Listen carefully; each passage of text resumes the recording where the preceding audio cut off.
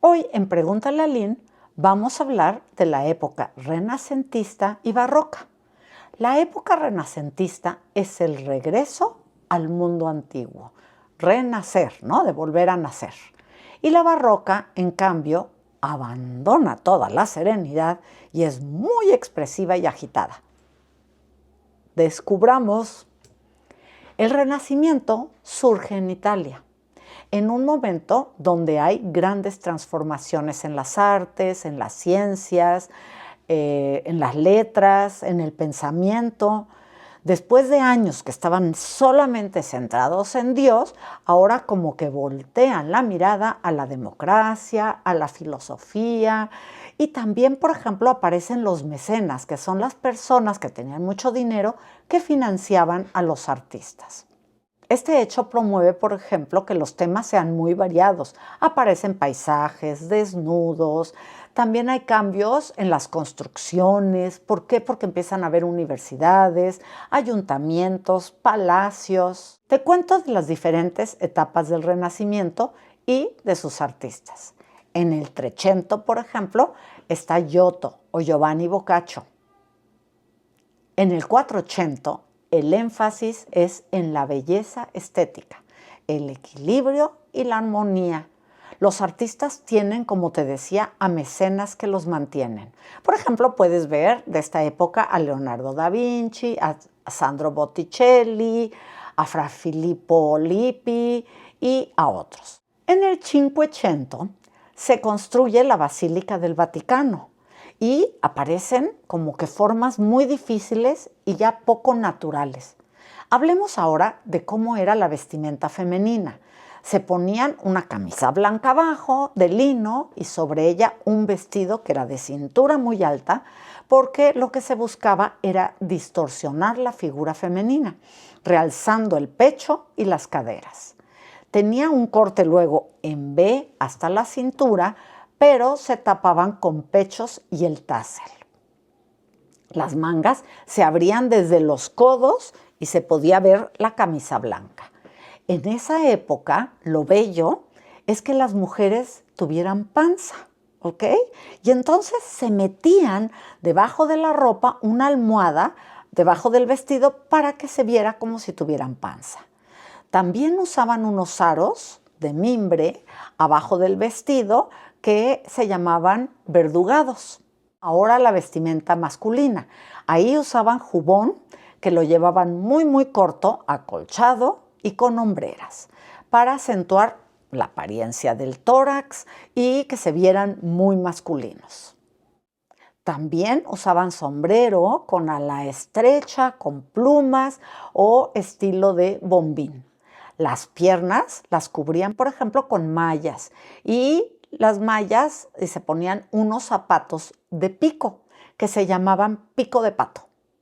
Usaban un fustillo ceñido que ahora equivaldría como a una chaqueta.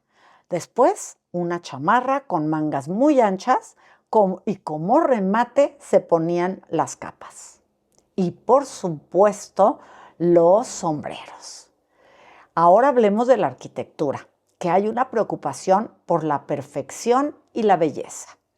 Vuelven a usar, por ejemplo, columnas y arcos de medio punto, semicirculares y que tienen un solo centro. Y distribuyen, por ejemplo, el peso de manera uniforme hacia los soportes laterales. También se crearon cúpulas que decoraban con casetones, que son los adornos geométricos huecos, como cuadrados, rectángulos, octógonos, y se ponían en forma regular en el techo. Resurge el frontón griego. Este frontón es un remate triangular que está arriba. Mira. En cuanto a las construcciones civiles, por ejemplo, se volvieron mucho más profanas, ya que no eran para Dios, estaban pensadas para las personas. Se abrieron más ventanas. Te muestro unos ejemplos renacentistas. Por ejemplo, ve la cúpula de Florencia, la Basílica de San Lorenzo, el Palacio Pitti, el Palacio de los Medici Riccardi, ¿ok? Ahora hablemos de la escultura. Se busca la belleza del cuerpo. Se utiliza el desnudo. Mira, por ejemplo, este gran ejemplo que es la Piedad de Miguel Ángel, que tiene una gran expresividad. Es una escultura famosísima. Por ejemplo, aquí está el David de Miguel Ángel. Aunque te he de decir que Miguel Ángel también fue un gran pintor. Por ejemplo, la muestra de esto son los frescos que hay en la Capilla Sixtina. Te los muestro. En esta época ya no hay anonimato en las obras, por eso sabemos quiénes las hicieron. Y este es el David de Donatello. En la pintura se busca ritmo, se busca simetría y la perspectiva lineal realizada con superficies que hacían bidimensionales y entonces tenían perspectivas aéreas donde la luz daba, por ejemplo, una sensación como de profundidad. Usan pinturas al fresco, ¿te acuerdas qué es al fresco? Es pintar en las paredes. Y también aparecen óleos sobre tela. Una de las pinturas de la que seguramente sí has oído hablar y es de esta época es la Gioconda de Leonardo da Vinci. Ahora, por ejemplo, hablemos un poco del barroco. En el barroco se abandona toda la serenidad y es agitado. Las obras están cargadas de movimiento. En este periodo todo es exagerado, todo es ostentoso. También, por ejemplo, hay nuevos movimientos en las artes, en la música, en la danza. En consecuencia, estas obras están cargadas de excesos. La vestimenta también está llena de excesos y de adornos, se aumentan los volúmenes, se alargan los pantalones, los puños y los cuellos que empiezan a ser de encajes rizados, usan sombreros, botas, pero ya no son puntiagudas, ahora son cuadradas. También calzas y hombreras. ¿Sabes, por ejemplo, quiénes vivieron en esta época? Los tres mosqueteros, que también has hablado de ellos, ¿verdad? La vestimenta de la mujer estaba llena de lujo y colores que tenían lechuguillas en el cuello, las mangas eran muy estrechas. Ay, realmente era muy incómodo toda la vestimenta y se les dificultaba moverse. El pelo tenía que estar siempre recogido y peinado hacia arriba porque no tenían espacio donde ponerlo hacia abajo. Una prenda muy característica son los guardainfante o faldas de tambor, que se colocaban abajo del vestido, pero fíjate que aún en las niñas. Las pinturas lo muestran y te voy a enseñar, por ejemplo, este famosísimo cuadro del barroco, que es Las Meninas de Velázquez. Y es la familia de Felipe IV, rey de España, y ahí están sus hijas con este tipo de vestimentas. Pareciera, por ejemplo, solo un retrato de la familia real, ¿no?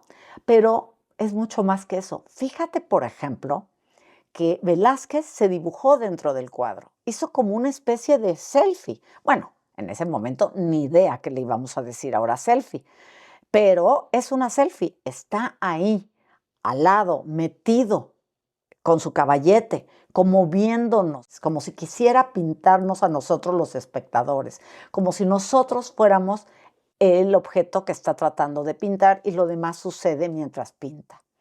La pintura da una sensación de caos, de profundidad, de dinamismo.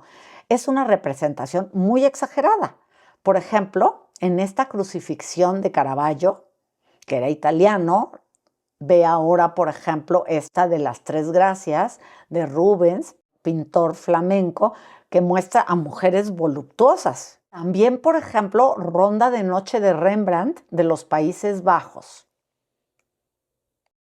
¿Te fijas que el color negro, los colores oscuros son los que predominan?